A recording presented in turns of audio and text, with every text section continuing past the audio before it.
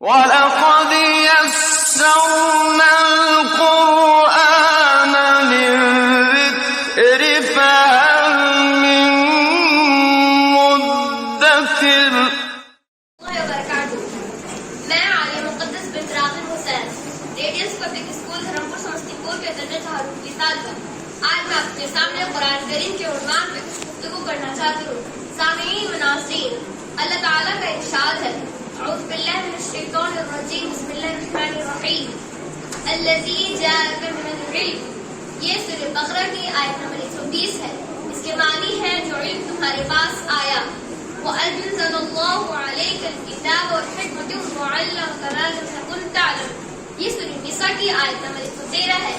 اس کے معنی ہے اللہ نے تم پر کتاب اور حکمت نازل کی اور وہ کچھ علم دیا جو تمہیں معلوم نہ تھا۔ معلوم ہوا کہ انسان کو جو کچھ قرآن سے معلوم ہو سکتا ہے وہ اسے قرآن کے بغیر معلوم نہیں ہو سکتا۔ جو کچھ انسان کو از خود معلوم ہوتا ہے وہ قرآن کا اصل موضوع نہیں ہے۔ قرآن کا اصل موضوع وہ ہے جو انسان کو خود معلوم نہیں ہوتا۔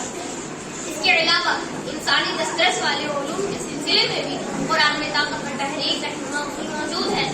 لہذا قرآن سے رشتہ جوڑیں، قرآن پڑھیں، قرآن سمجھ کر پڑھیں، قرآن پر غور فکر کریں، قرآن پر عمل کریں، اللہ کے غضب سے بچیں، اللہ کو راضی کریں، آخرت سنواریں اور جنت کو اپنا مسکن بنائیں۔ شکریہ۔